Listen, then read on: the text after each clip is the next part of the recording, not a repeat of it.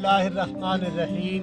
मेरे प्यारे व्यूवर्स, साईं महमूद बाबा की बारगाह में मैं पहुंचा हुआ हूं। बड़ी मुश्किल से इनसे वक्त लिया है। अल्लाह तबारक व तआला इनकी उम्र में, इल्म में, अमल में बरकत अता फरमाए। तो अहबाब अज़ीज़ वक़ार, चाहिए तो ये था कि मैं इनकी खिदमत करता, हर वक्त इनके पास रहता, तो इनकी सोहबत से, जैसे फरमाया गया कि यक ज़माना बसोहबत औलिया बेहतर अज 7 साला इबादत भेरिया, तो मुझे बहुत ज़्यादा फ़ायदे हासिल होते। लेकिन मेरी अपनी कुछ मजबूरियां हैं जिसकी वजह से मैं मुकम्मल तौर पर इनकी खिदमत में नहीं रह सकता।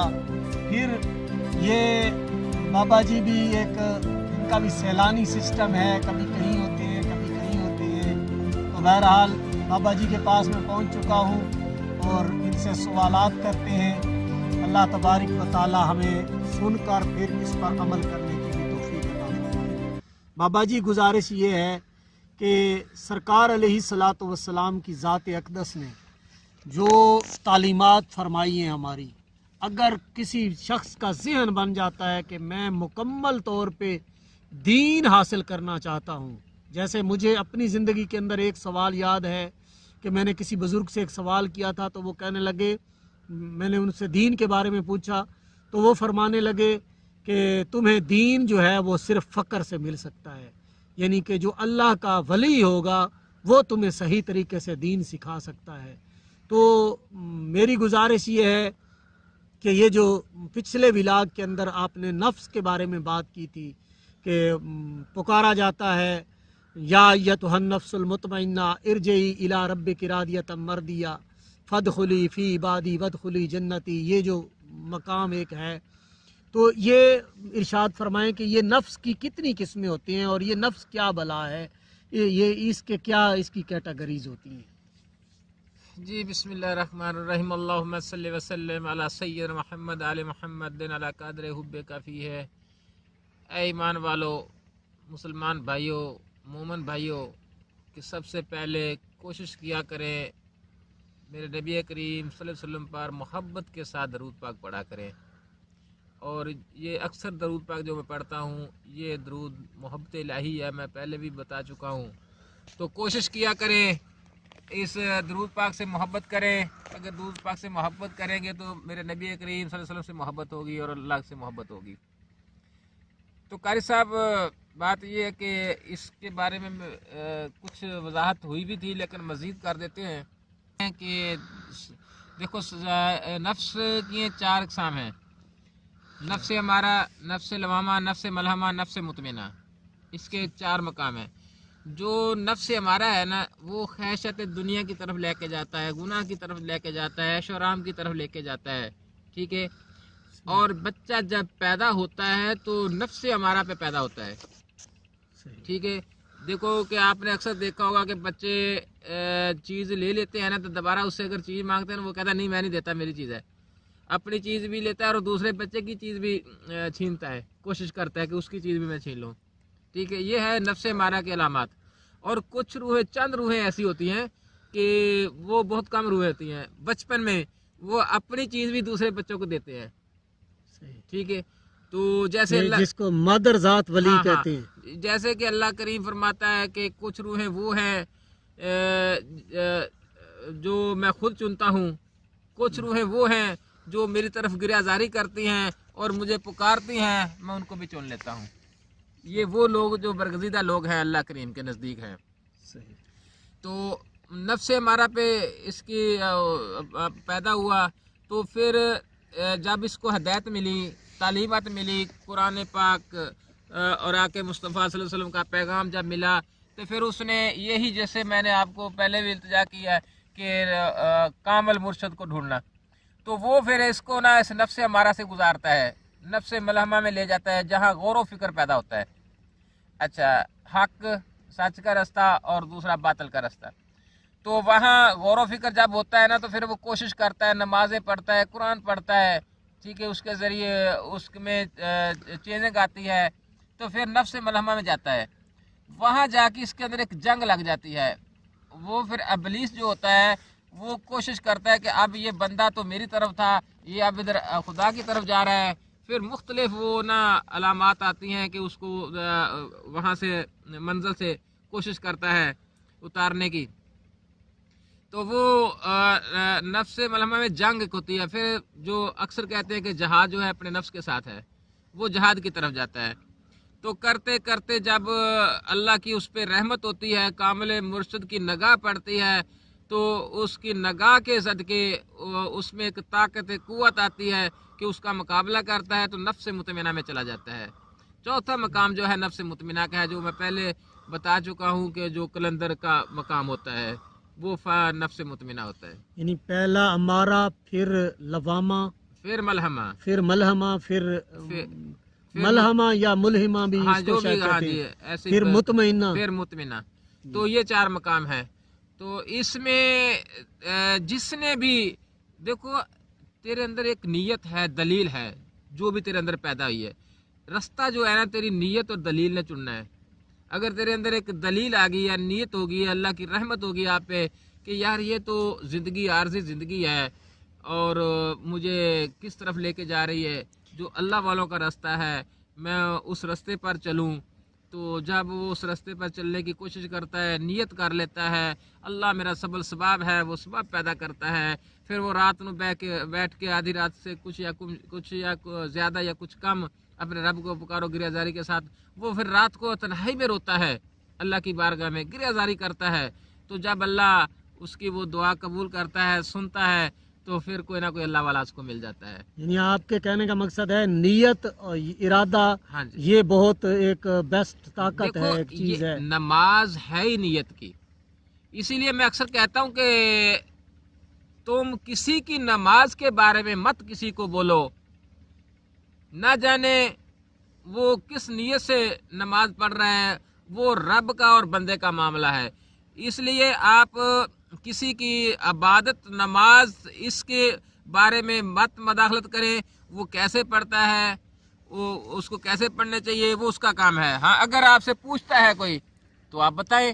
اگر آپ کے پاس وہ عمل ہے، اگر آپ کے پاس وہ نماز ہے، ٹھیک ہے، جو آپ کو معراج بھی کراتی ہے، جو آپ کو اس مقام پر پہنچاتی ہے، جو اہدنا الصراط المستقیم کا راستہ دکھاتی ہے، جو انعمت علیہم کے انعام یافتہ لوگوں کے پاس لے کے جاتی ہے، اگر آپ کے پاس وہ نماز ہے تو پھر دوسروں کو بھی وہ نماز پڑھائیں اور تلقین کریں نماز کی. یہ جو فرمایا گیا ہے سورہ یاسین کے اندر کہ اذا اراد شیئا ان یقول له کن فیکون، کہ جب میں کسی چیز کا ارادہ کر لیتا ہوں تو کہتا ہوں ہو جا، پس وہ ہو جاتی ہے. اس کے ساتھ بھی فقیر کا کوئی تعلق ہے؟ فقیر بھی کچھ ایسا کر لیتا ہے؟ کیا بات ہے. آپ قاری صاحب باکمال لوگ ہیں. بات جو آپ کو کسی سے لینے آتی ہے، لگتا ہے کسی نا گرو نے آپ کو پڑھایا اچھا ہے. نہیں، پڑھانے کی بات نہیں بابا جی، یہ چیزیں ریسرچ سے گزری ہے. دیکھو اللہ وحدہ لا شریک نے دنیا خلق کی ہے، تخلیق کی ہے، ارادے پہ کی ہے. ارادہ ہر چیز سے بڑا ہے. ارادہ ہر چیز سے بڑا ہے. اگر آپ ارادہ کر لیتے ہیں تو پہاڑ کیا کیسے بھی مشکل راستے کیوں نہ ہو آپ گزر جاتے ہیں. ارادہ ہی ایک سب سے بڑا جو مقام ہے، ارادہ ہی سب سے بڑی منزل ہے. جسے کہتے ہیں کہ استقامت پہ ڈٹے رہنا، استقامت پہ ڈٹے رہنا ہی ارادہ ہے. الاستقامت فوق الکرامت. جی جی، یعنی استقامت، کسی چیز پہ ڈٹ جانا، وہ کرامت سے بھی بڑھ کر ایک چیز، وہی منزل ہے. صحیح. یعنی اگر بندہ ارادہ پکا کر لیتا ہے تو کامیابی اس کا مقدر بن جاتی ہے. کامیابی اس کا مقدر بن جاتی ہے. اللہ وحدہ لا شریک اس پہ راضی ہو جاتا ہے. یعنی میرا کریم رب بڑا ہی مہربان نہایت رحم کرنے والا ہے. وہ لجپال ہے، وہ بڑا ہی مہربان ہے. وہ بار بار اپنے بندے کو پکارتا ہے، اے میرے بندے تو لوٹ آ، تو لوٹ آ، تو لوٹ آ. مگر یہ بندہ نہیں مانتا. یہ دنیا کی عیش و رام میں پڑھ کر گمراہی کی طرف چلا گیا ہے، عیش و رام کی طرف چلا گیا ہے. اے بندے لوٹ آ اپنے رب کی طرف، اے بندے لوٹ آ اپنے رب کی طرف، اے بندے لوٹ آ اپنے رب کی طرف. تیرا رب تجھے پکار رہا ہے. لیکن ادھر تو بابا جی معاملہ ایسا ہے نا جی کہ وہ کہتے ہیں جی اگر ہم نے اللہ کو پکارنا شروع کر دیا اور تسبیحات پڑھنا شروع کر دی، نیکیاں کرنا شروع کر دیں، تو پھر ہمارے اوپر تو آزمائش آ جائے گی، امتحان آ جائے گا. ہم تو الٹا کسی نہ کسی مصیبت کا شکار ہو جائیں کل گے۔ کی بات ہے قاری صاحب، میں نا کسی بزرگ کے پاس جا رہا تھا تو لنگر لیا، کیلے جو فروٹ ہوتے ہیں، جی جی تو وہ ایک نا مولوی بندہ بیٹھا تھا، تو اچھا لوگ تھا، تو تسبیح کر رہا تھا، تو میں نے جب اس سے کیلے لیے تو کہتا بابا جی ہم نماز بھی پڑھتے ہیں تو رزق سے پھر ہم تنگ دست ہیں۔ تو مجھے یہ سمجھ نہیں آئی، میں نے کہا بھائی اگر رزق کے لیے نماز پڑھتا ہے تو پھر ایسی نماز کو چھوڑ دے، نماز میرے اللہ کی رضا کے لیے ہے، فقط اپنے اللہ کی رضا کے لیے نماز پڑھو، اس دولت کے لالچ کے لیے مت پڑھنا، مگر اس بات کا فائدہ نہیں ہوگا۔ رازق میرا اللہ کریم ہے، اس نے فرمایا جا تیرے جانے سے پہلے تیرا رزق عطا کر دیا۔ میرا رب اپنے وعدے کے خلاف نہیں کرتا، وہ رزق دیتا ہے اپنے بندے کو، وہ حکمت والا ہے، وہ کیسے جانتا ہے میں اس کو کیسے رزق دینا ہے۔ ادھر تو بابا جی حال یہ ہے، یہ تبلیغ کی جا رہی ہوتی ہے، نماز پڑھو روزی میں برکت ہو جائے گی، یعنی لوگوں کو سمجھایا ہی یہی جاتا ہے کہ تم نماز پڑھو گے تو تمہاری روزی میں ایک برکت ہو دفعہ کا جائے گی۔ ذکر ہے کہ حضرت رابعہ بصری رحمۃ اللہ علیہ بڑے جلال میں جا رہی ہیں، ایک ہاتھ میں آگ ایک ہاتھ میں پانی، تو آگے سے بزرگ ملا تو پوچھا رابعہ آج بڑے جلال میں جا رہی ہو، خیریت تو ہے؟ ایک ہاتھ میں آگ ہے ایک ہاتھ میں پانی ہے، تو کیا فرماتا ہے کلندر کہ آج میں اس آگ سے اس جنت کو جلانے جا رہی ہوں جس جنت کے لالچ سے یہ عبادت کرتے ہیں، اور اس آگ سے میں دوزخ کو اس پانی سے میں اس دوزخ کو بجانے جا رہی ہوں جو جس کے ڈر سے یہ بات کرتے ہیں۔ دوزخ کا ڈر نہ ہو، جنت کا لالچ نہ ہو، فقط اللہ کی رضا کے لیے عبادت ہو، وہی عبادت ہے۔ یعنی کہ ہمارا ہونا چاہیے وہ صرف رضا الہی ہونا رضا الہی ہونے چاہیے، جو بھی نیکی کرنی ہے رضا الہی کو مد نظر اور رکھیں۔ میں بڑی اس سے آگے بات بتا دوں کہ علامہ اقبال نے بڑا خوب فرمایا کہ انسان کو پیدا کیا درد دلی کے لیے، انسان کو پیدا کیا درد دلی کے لیے، ورنہ طاعت کے لیے فرشتے کافی تھے۔ جو اس سے آگے بات شروع ہوتی ہے وہ خدمت خلق کی بات شروع ہوتی ہے، ٹھیک ہے۔ اللہ پاک اگر عبادت کی بات ہوتی تو پھر فرشتے، ملائکہ، چرند پرند ہر چیز اس کا ذکر کر رہی ہے، لیکن اس نے اس آدم کو اپنی پہچان کے لیے بنایا کہ جاؤ میری پہچان کر کے آؤ۔